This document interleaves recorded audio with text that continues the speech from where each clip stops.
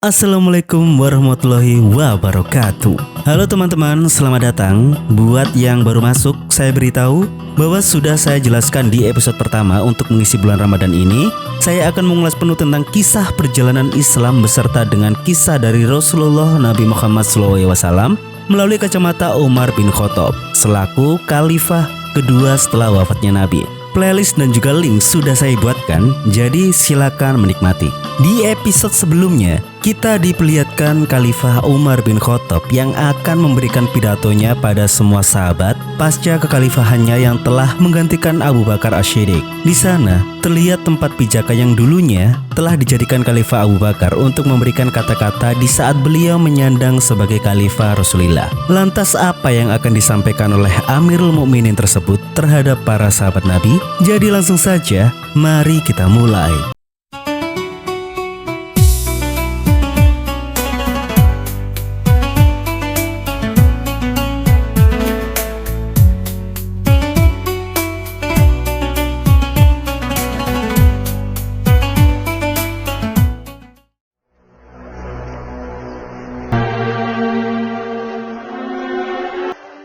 Atas terpilihnya Umar bin Khattab sebagai khalifah kedua, sebenarnya Khalifah Umar merasa bahwa beliau merasa tidak pantas jika memijakkan kakinya pada anak tangga yang paling atas. Mengingat Khalifah Abu Bakar adalah orang yang mulia dan istimewa, sehingga Khalifah Umar sejenak duduk pada anak tangga yang rendah. Kemudian beliau berdiri kembali serta mengatakan bahwa ini adalah tanggung jawab yang berat setelah kewafatan Khalifah Abu Bakar. Mengingat kepemimpinan adalah untuk kemaslahatan umat Islam. Lantas, beliau berdoa kepada Allah agar melunakkan wataknya yang kaku dan menguatkan dirinya yang lemah sebelum melanjutkan pidatonya. Tentu Khalifah Umar menyadari bahwa sebagian dari mereka mungkin ada yang mengkhawatirkan akan sikapnya yang keras dan kaku. Namun beliau menegaskan akan selalu mengikuti apa yang Rasulullah berikan kepadanya sesuai wasiatnya, yaitu Al-Quran dan As-Sunnah. Dalam kebijakan sosialnya sebagai khalifah, beliau tidak akan memilah dan memilih secara mentah-mentah pada setiap sahabatnya,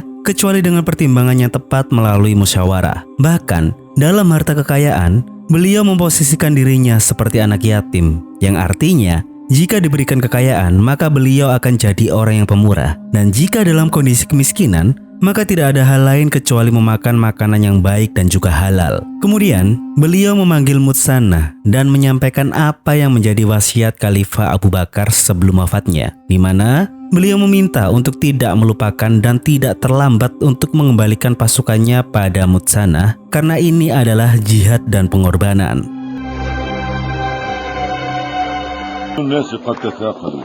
Setelah selesai pidatonya tersebut, Khalifah Umar bertanya pada Ali bin Abi Thalib yang merasakan bahwa orang-orang merasa berat dan tak berbicara satupun ketika beliau menyebutkan wasiat dari Khalifah Abu Bakar mengenai Mutsanah. Lantas Ali menanggapi bahwa mereka tidak menemukan keyakinannya kuat pada Mutsanah yang memimpin pasukan di Irak yang akan berhadapan dengan kerajaan Persia pasca beberapa bagian pasukan lainnya pergi ke Syam. Atas hal itu, Ali kemudian menyuruh Khalifah Umar untuk bersabar agar jernih untuk menyelesaikan semuanya dan jangan sampai mengawali kepemimpinannya dengan kebencian, agar orang-orang bisa menerima dengan penuh kesabaran dan harapan.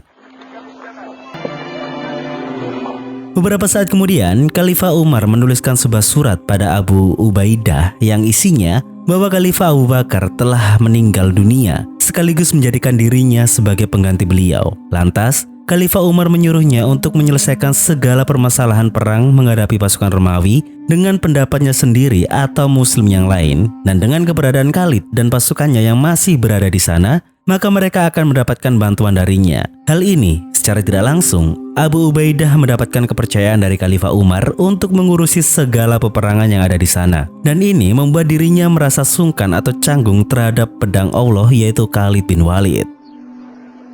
Setelah menulis surat tersebut, Khalifah Umar berkumpul bersama para sahabat lainnya untuk saling menguatkan pendapat mereka melalui musyawarah. Hal itu didasari dengan sikap para sahabat yang mungkin meragukan kemampuan Mutsanah yang ditugaskan di Irak sesuai dengan pesan Khalifah Abu Bakar sebelum wafatnya. Khalifah Umar lantas meminta masukan pada mereka semua untuk memberikan pendapat terbaiknya terkait menghadapi pasukan Persia. Sesuai dengan pendapat sebelumnya, Ali menyampaikan bahwa sudah waktunya untuk melibatkan orang-orang murtad yang telah bertobat bersama barisan orang-orang Muslim sampai bangsa Arab bersatu untuk menghancurkan Romawi dan Persia.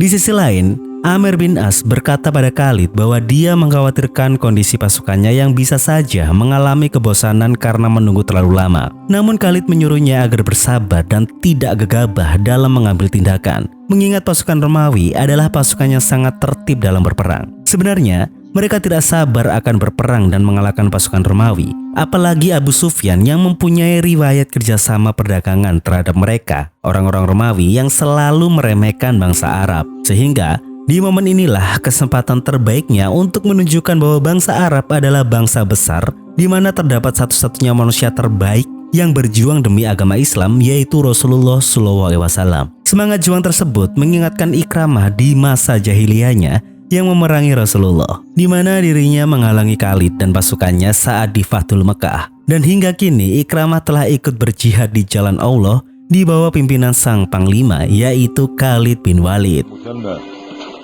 Sementara itu, Khalifah Umar menyuruh Mutsana untuk kembali ke Irak sampai Abu Ubaidah memutuskan siapa nanti yang akan menemaninya. Mendengar hal tersebut, Mutsana mengiyakan dengan menyematkan nama Amirul Mukminin kepada Umar. Sontak saja, Khalifah Umar terkejut dan sedikit marah. Namun sahabat lainnya mengingatkan, bagaimanapun juga, Amirul Mukminin adalah fakta yang disandangnya di masa sekarang. Umar adalah Amir yang artinya pemimpin, sedangkan mereka adalah orang-orang mukmin. Dengan begitu, Umar bin Khattab adalah Amirul Mukminin.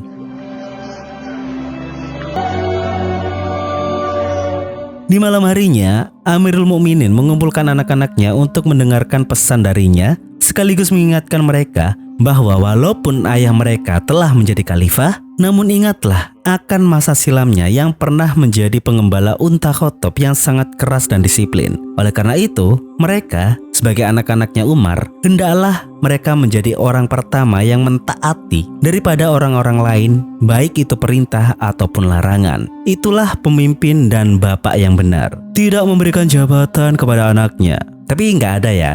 Tidak ada hal-hal seperti itu di dunia ini. Tidak ada. Keesokan harinya, kita diperlihatkan Salamah dan Ayas yang berada di lingkungan base camp pasukan Muslim. Mereka berdua saling bercakap-cakap perihal perjuangannya di jalan Allah, yang bisa saja salah satu dari mereka gugur atau mati syahid. Ayas meminta pada Salamah untuk memakamkannya jika mengalami gugur dalam peperangan. Begitu juga sebaliknya, yaitu Salamah yang juga menginginkan hal tersebut. Inilah dua sahabat Rasulullah yang merasakan kebahagiaan berjihad di jalan Allah, bahkan tidak memandang nyawa sebagai taruhannya kecuali rasa cintanya kepada Allah dan Rasul-Nya. Sementara itu, Khalid dan pasukannya mencoba untuk mengkalkulasi pasukan Romawi yang berada di tanah lapang dengan jalan yang sempit serta dibatasi oleh sungai dan laut. Khalid menduga bahwa pasukan Muslim bisa menekan mereka atau membuat jalan melarikan diri untuk mereka jika memang itu dibutuhkan. Oleh karena itu, dirinya ingin mempersempit ruang gerak mereka agar tidak bisa bergerak bebas.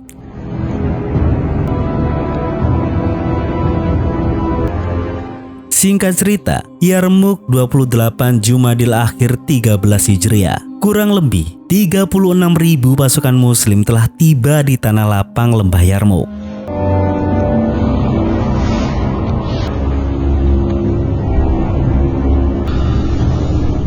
Begitu juga dengan pasukan Romawi yang berjumlah sekitar 70.000 pasukan.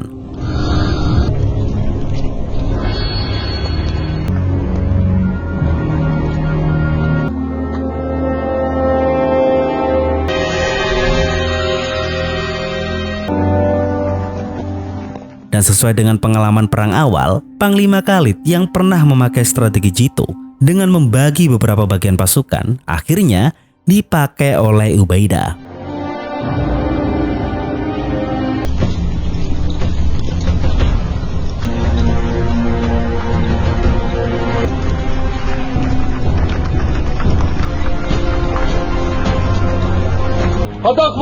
Walaupun begitu, peran Khalid sangat menonjol. Hal itu terbukti ketika dirinya menginstruksikan terlebih dahulu pasukan kecil pertama yang lebih cenderung bertahan yang bisa membuat pasukan Romawi merasa menang dan terlena.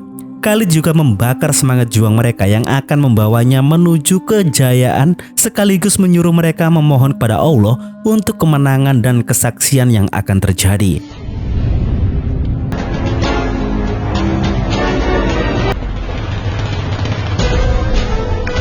Hal yang sama juga dilakukan oleh Abu Ubaidah sebagai komandan baru. Tentu, dirinya harus menjadi panglima perang yang gagah berani dan disegani. Namun, sebelum perang terjadi, Abu Ubaidah mendapatkan surat yang isinya bahwa Khalifah Abu Bakar telah wafat. Dan seketika itu juga dia menyembunyikan kabar tersebut. Kemudian, terlihat Abu Sufyan yang mendatangi para kodam, baik laki-laki atau wanita, di perkemahan untuk memberitahu mereka bahwa jika kemenangan itu bersama kaum muslimin, maka tetaplah pada tempatnya masing-masing. Dan jika mereka melihat pasukan muslimin diserang, maka bantulah mereka dengan melemparkan batu pada musuhnya. Beberapa saat kemudian, terlihat pasukan Romawi dengan tertib melakukan serangan dengan pasukan artileri panahnya yang banyak membunuh pasukan muslim, bahkan mencederai mata Abu Sufyan.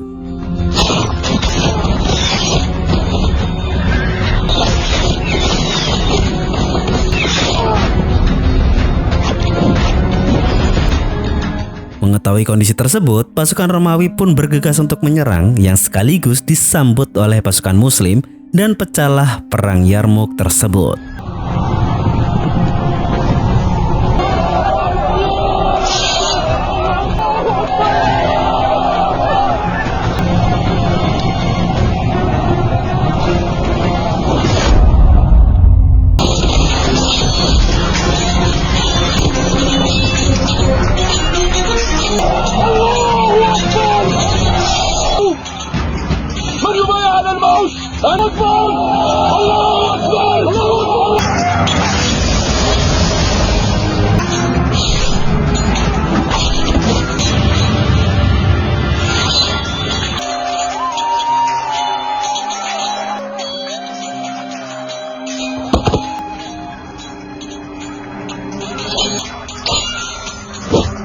Pada awalnya perang tersebut, pasukan Romawi telah memukul mundur pasukan muslim yang mengakibatkan tercerai-berai, sehingga pasukan muslim hanya bisa bertahan sekuat mungkin dari gempuran pasukan Romawi. Tidak hanya itu, kaum wanita pun memaksakan diri untuk mereka ikut berperang melawan musuh.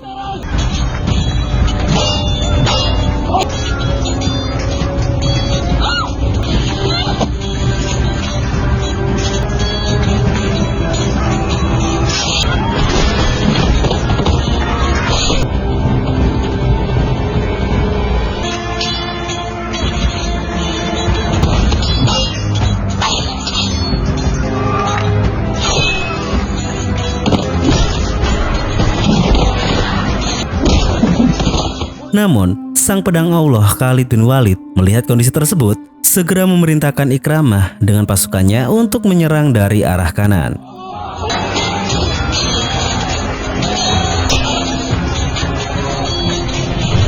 Kemudian, Abu Ubaidah dan pasukannya menyerang langsung dari jantung pertahanan Romawi.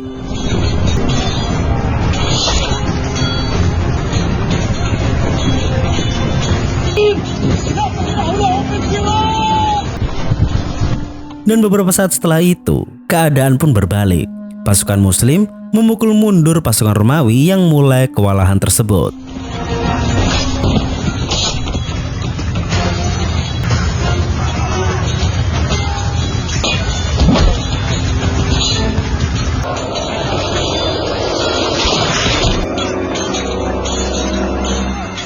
Hingga akhirnya dalam kecamuk perang itu, Khalid pun menerobos pasukan elit pertahanan Romawi sekaligus membantai mereka semua dan berhasil membunuh panglima tinggi kerajaan Romawi.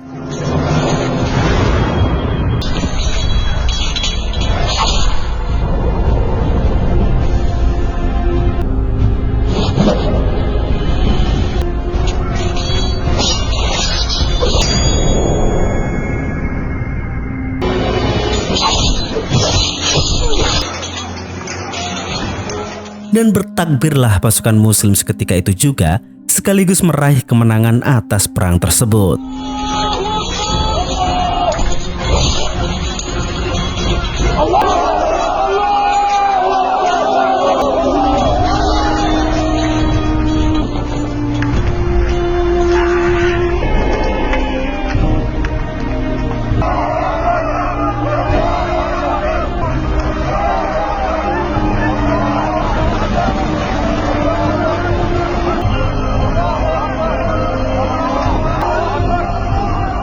Setelah peristiwa besar itu, Abu Ubaidah membenarkan apa yang telah didengar dari Khalifah Abu Bakar Ash-Shiddiq tentang Khalid, di mana tidak ada lagi seorang wanita yang mampu melahirkan panglima sekali berpedang Allah Khalid bin Walid. Namun, Khalid pun merendahkan hatinya dengan mengatakan bahwa kemenangan ini tidak hanya terwujud dengan pedang semata, melainkan peran dari Abu Ubaidah yang juga sebagai komandan barunya. Kemudian, Khalid pun menghampiri dan mendoakan sahabatnya yaitu Salamah, Ayas dan Ikramah yang telah gugur di medan perang tersebut. Dan tentunya, dia mengucapkan turut berduka cita kepada Ummu Hakim atas gugurnya anaknya yaitu Ikramah. Beberapa saat kemudian, Khalid pun mengunjungi Abu Sufyan yang mengalami luka di matanya. Dengan keadaan seperti itu, Abu Sufyan tetap membara semangat juangnya dengan berperang. Dia pun meminta Khalid untuk menilai anaknya Yazid yang juga ikut berperang. Sungguh, Yazid telah menunaikan tugasnya dengan baik dan memenuhi janjinya kepada Allah. Sementara itu, Suhail bin Amir menemani putranya yaitu Abu Jandal yang terbaring luka. Abu Jandal bersyukur atas dirinya yang berjihad di jalan Allah bersama ayahnya. Walaupun sebenarnya dia menginginkan sekali untuk mati syahid untuk bisa bertemu dengan saudaranya yaitu Abdullah. Dengan berlinangan air mata, Suhail juga mempunyai perasaan yang sama, serta mengungkapkan betapa bersyukurnya dirinya yang telah mengikuti agama kedua anaknya tersebut. Di sisi lain, Abu Ubaidah merasa sungkan terhadap Khalid atas surat dari Amirul Mukminin yang dirahasiakannya. Kendati pun demikian, Khalid ternyata telah tahu kabar dari surat tersebut, dan apapun perubahannya, Khalid tetap wajib untuk taat dan patuh kepada Amirul Mukminin, walaupun sebenarnya dia lebih suka pada Khalifah Abu Bakar. Karena bagi Khalid adalah tidak ada bentuk perjuangan atau berjihad kecuali karena Allah semata. Mendengar hal itu, Abu Ubaidah pun memberi penghormatan dengan mencium keningnya. Begitu juga dengan sebaliknya.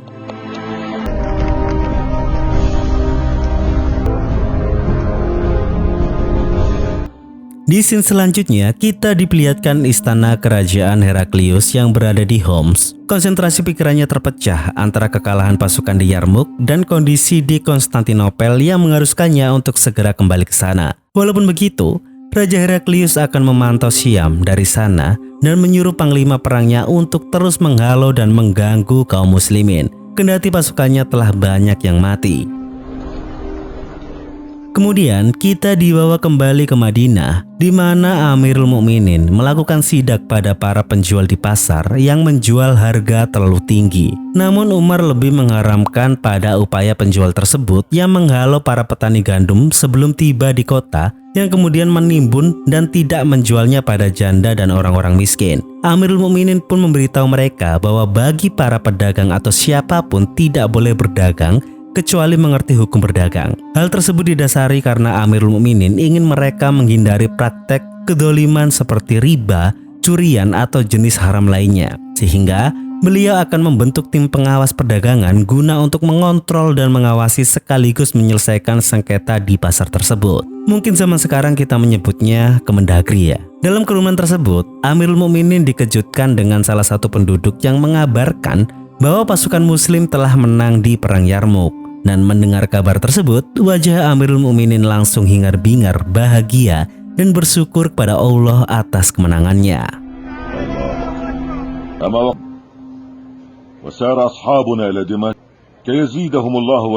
Setelah itu, Amirul Mukminin mengumpulkan para sahabat dan memberitahu kenapa selama ini dia memberhentikan Khalid sebagai panglima perang di Syam. Padahal perannya sangat penting. Demi Allah, beliau melakukan itu bukan karena rasa kebencian atau sejenisnya, melainkan ada 3 alasan. Yang pertama, Amirul Mukminin tidak ingin mereka terlalu menggantungkan pada Khalid yang apabila jika dia mati syahid dalam peperangan, apakah kaum muslimin akan menjadi lemah dan tak berdaya? Apakah janji Allah tidak akan terwujud jika Khalid wafat? Dan oleh karena itu, Amirul Mukminin mengajarkan agar tidak bergantung pada satu orang. Yang kedua, yaitu perbedaan pendapat antara dirinya dengan Khalid tentang tugas pemimpin dan wali pemimpin. Khalid berpandangan bahwa seorang gubernur harus memiliki independensi yang berhak mengatur wilayahnya tanpa harus berkonsultasi dengan khalifah. Yang justru Umar berpikiran bahwa hal itu akan menjadi sangat chaos nantinya, ya. Dan yang ketiga adalah Abu Ubaidah adalah sahabat generasi awal yang terkenal zuhud, ahli ibadah dan juga penyayang. Maka jika Khalid dibawa kepemimpinannya, maka akan terbentuk kerjasama yang sempurna. Dan apa yang disampaikan oleh Amirul Mukminin adalah untuk menghindari perbincangan negatif dan prasangka buruk dari para sahabat lainnya. Dan jika keputusannya benar, maka itu semuanya karena hidayah Allah. Dan jika sebaliknya atau keputusan itu salah, maka dia sebagai Amirul Mukminin, yaitu Umar bin Khattab, dia akan menanggung seluruh akibatnya.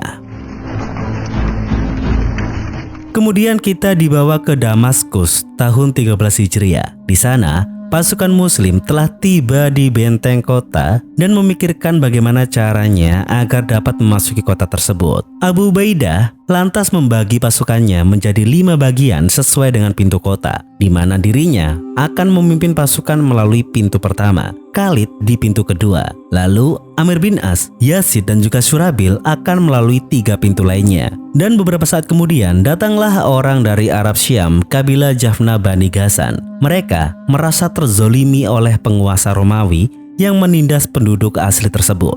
Oleh karena itu, mereka ingin bergabung dengan pasukan Islam dengan segala perlengkapan apapun untuk menyuplai jika hal itu disetujui. Bahkan, mereka menawarkan senjata rakitan mereka sendiri yang mereka pelajari dari pasukan Romawi. Dan mendengar penawaran tersebut, itu adalah bantuan kekuatan besar yang menguntungkan Islam. Sehingga Abu Ubaidah memberikan jaminan akan melindungi agama, harta dan jiwa mereka, serta memberikan haknya dalam hidup bernegara selama berlaku adil dan bijaksana. Dan akhirnya mereka menyetujui kesepakatan tersebut. Sementara itu, atas terkepungnya oleh pasukan Islam, petinggi Damaskus memilih untuk bertahan dalam kota, mengingat perbekalan mereka menyisakan selama 6 bulan ke depan. Dan kemungkinan besar selama waktu tersebut, para pasukan muslim akan menghadapi musim dingin yang bisa saja membuat mereka tidak bisa bertahan. Kembali ke Madinah, dengan adanya kebijakan dari Amirul Mukminin yang telah membentuk Dewan Pengawas Perdagangan. Di pasar Madinah, para pedagang tidak bisa terlepas dari tindakan yang kotor dalam berdagang. Hal itu terbukti ketika ada seorang wanita yang bernama Syifa menemukan seorang pedagang yang tidak jujur. Sehingga Amirul Mukminin menegaskan kembali pada para pedagang, jika mereka tidak tahu perkara yang halal dan juga haram, maka hendaklah bertanya terlebih dahulu. Beliau akhirnya mengusir pedagang tersebut dari pasar Madinah. Tidak hanya itu, Amirul Mukminin juga melihat seseorang yang perutnya buncit. Dan di sana, beliau pun menasihati orang itu untuk menghindari model perut seperti itu, karena akan menimbulkan kemalasan dan penyakit. Nah, jadi intinya adalah diet guys, diet. Di scene selanjutnya, kita dibawa ke kota Al-Madain, Persia, di mana kita diperlihatkan seorang ratu yang bernama Buran yang menyambut delegasinya atas penyelesaian konflik internal kerajaan. Sang ratu terpaksa mengambil alih kerajaan atas tindakan makar dari Raza Azarmikdot dan juga panglimanya yaitu Siyafat, dan para petingginya pun menyetujuinya. Lantas salah satu dari menteri ratu menyebutkan bahwa sebenarnya mereka tidak sekejam itu jika tidak membantu penguasa lain. Sang ratu berpikir cerdas bahwa apa yang mereka perebutkan sesungguhnya akan membawa keuntungan bagi pihak ketiga, yaitu bangsa Arab. Oleh karena itu, sang ratu mengajak untuk bersatu, dan jika tidak, maka lebih baik mati daripada menjadi budak dari bangsa Arab. Dan akhirnya, Ratu Buran pun mengangkat Panglima Rustum sebagai Perdana Menteri sekaligus Panglima Perang dan Fairuzan sebagai wakilnya. Kembali ke Madinah, sementara itu di kediamannya Amirul Mukminin yang menikmati susu menemukan rasa yang tidak seperti biasanya. Kodam tersebut menjelaskan bahwa anak untanya telah menghabiskan susu induknya, sehingga Kodam tersebut mengambil susu dari zakat. Terkejutlah sang Amirul Mukminin mendengar hal tersebut. Namun istrinya mencoba untuk mengingatkan bahwa beliau berhak untuk memakan harta Allah seperti muslim lainnya, dengan meminta pertimbangan gaji untuk memenuhi bahan pokok dan keluarganya. Hal itu didasari bahwa kondisi keluarga Amirul Mukminin ditimpa kelaparan dan belum menerima apa-apa dari Baitul Mal sejak menjabat sebagai khalifah. Amirul Mukminin kemudian menceritakan hal tersebut kepada para sahabat dan meminta pertimbangan jumlah yang pantas untuk dirinya dari Baitul Mal. Namun para sahabat justru mengembalikan perkara tersebut kepada Amirul Mukminin, sehingga beliau menyebutkan bahwa dirinya butuh kendaraan untuk berhaji dan juga umroh, sepasang pakaian musim dingin dan panas, serta makanan secukupnya untuk keluarganya. Dan para sahabat pun menyetujuinya, ya walaupun ada yang iseng terhadapnya. Di sana, Amirul Mukminin juga menilai orang yang berjalan bungkuk tertatih dan berpenampilan kumuh karena hal itu tidak menampakkan kemuliaan Islam. Terlebih lagi, hal itu adalah berlebihan. Kembali ke negeri yang jauh di sana, di tempat ruang kerjanya, Panglima Rustum berencana akan melakukan penyerangan terhadap pasukan Mutsanah. Dia akan mengirim 2 pasukan yang dipimpin oleh Syaban menuju Al-Hira dan Narsi ke wilayah Gaskar. Di sana, Rustum tidak akan memimpin langsung pasukannya, mengingat dirinya akan menjaga Ratu Buran dari bahaya tipu muslihat pembesar kerajaan. Dan singkat cerita, Mutsanah dan pasukannya yang tiba di Gurun An-Namarik telah dihadang oleh pasukan Syaban dan Narsi Persia. Namun, pasukan mereka berdua dapat dikalahkan oleh pasukan Muslim yang dipimpin oleh Mutsanah.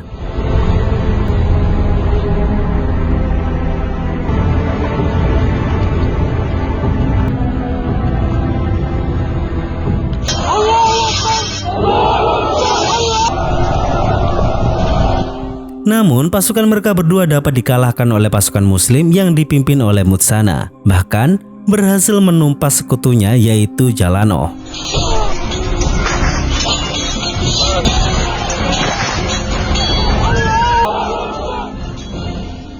Kabar kekalahan tersebut sampai terdengar pada sang ratu, di mana dia diberitahu oleh Fairuzan bahwa penyebab kekalahannya adalah Panglima Rustum yang tidak memimpin langsung peperangan tersebut.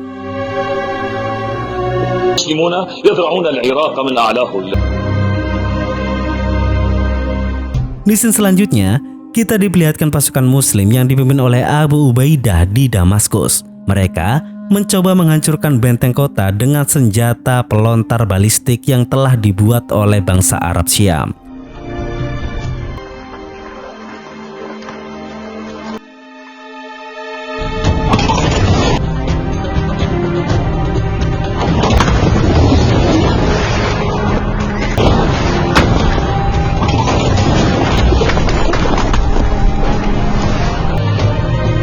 Namun, hal itu belum membuahkan hasil. Kendati pun demikian, petinggi Damaskus marah dan merasa bahwa mereka orang-orang Arab Syam telah mengkhianatinya, sehingga menyuruh pasukannya untuk memata-matai mereka. Di tempat lain, Ratu Buran marah dan kecewa terhadap Panglima Rustum yang tidak becus dalam menangani peperangan lewat delegasi pasukan yang telah dikirimnya. Namun, Rustum malah mengkambing hitamkan Fairuzan yang mencoba memprovokasi orang lain untuk menyerangnya dan menutupi pengorbanannya membela Persia. Lantas, apa tanggapan dari Ratu Buran mengenai hal itu? Semuanya akan dijelaskan di episode yang selanjutnya.